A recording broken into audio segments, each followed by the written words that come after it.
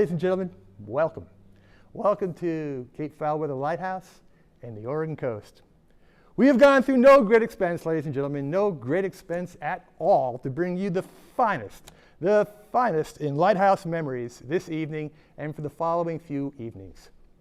But first, a little bit of history here. The Lighthouse Service. You know, I've been at Yaquina Head Lighthouse a long time, a very long time. Let me think. Oh, pretty much 130 years. 130 years, ladies and gentlemen. I have sat here in this lighthouse, surrounded by oil butts. Those would be the 100-gallon butts of lard oil behind me, used to fuel the lighthouse. 5 nights a week, at least half the night.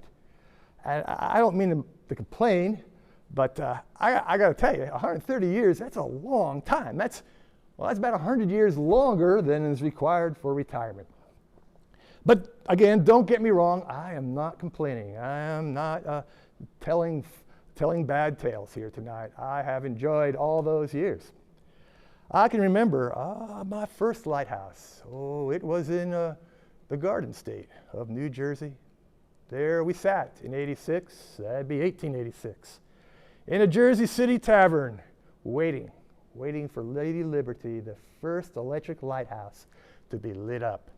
It was a dark and stormy night. But eventually, through those little portholes at the base of her torch, electrified light came out, and that borne upon my memory for many years to come. Little did I know, 130 years later, I would be sitting here at Yaquina Head Lighthouse. It was a long road between here and there. It was my trying 20s back there in Jersey, young youth. I had a lot of things I could try out, and if I fall, it doesn't mean anything at all, because I still had decades to go to correct things in my life, or in my case, centuries. 130 years ago, ladies and gentlemen, I left the Garden State and headed out west. I've panned the Klondike for gold. I have packed Wyoming's mountains. I have blazed trail in the redwoods, and I've been a schoolmaster in the Oregon school system. But ladies and gentlemen, nothing has brought me better pleasure than being here at Yaquina Head Lighthouse. So tonight, without further ado and with great emotional tribulation, I hereby announce my retirement. After 130 years, which is exactly 100 years more than required to retire, I am going to retire after these holidays. I've put in my request for many a year from the Lighthouse Service. The Lighthouse Service was abolished in the 1930s, and well, maybe that's why my prior requests for retirement have gone unrequited, you might say. But at this point, I want to see if anybody here might be interested in being a lighthouse keeper out there. So this is what we're going to do, ladies and gentlemen. For the next few nights, right here at this social media channel, we're going to give you a sample of what it's like to spend holidays at Yaquina Head Lighthouse amongst the other 3 lighthouse keepers who also have been here, maybe not 130 years, but they've been here a while anyway.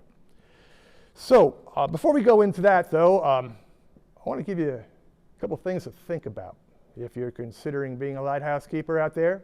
1, you're going to need to get yourself some glasses if you're 150 years old, like these.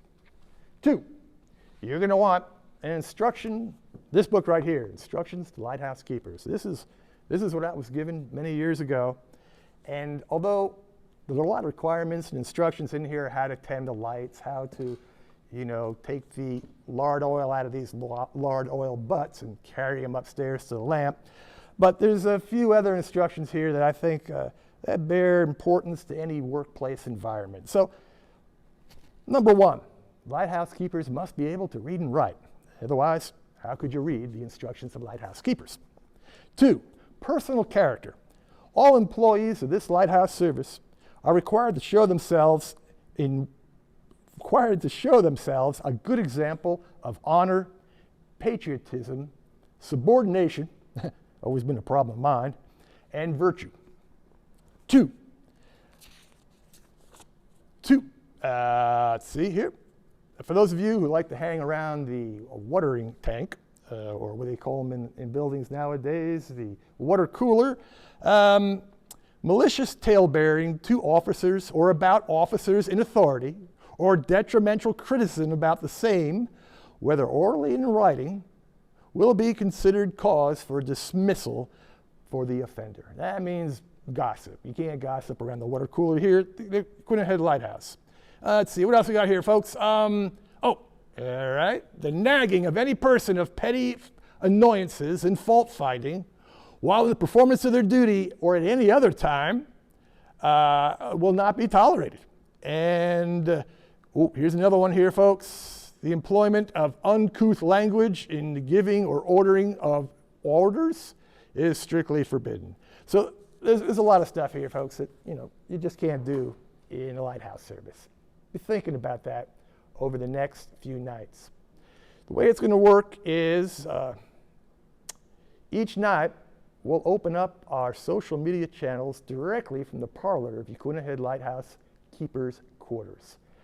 Each night, one of the keeper family's members will share a tradition of the holidays that we have had here for, since the 1880s. Yes, ladies and gentlemen, this is your chance to get inside a lighthouse on the Oregon coast, far, far away from wherever you are, and check it out. What are the holidays like? While you're also considering whether your personal character is good enough to be a lighthouse keeper. So thank you very much for joining in tonight. Please stay tuned the next few nights and have a happy holiday. Thank you.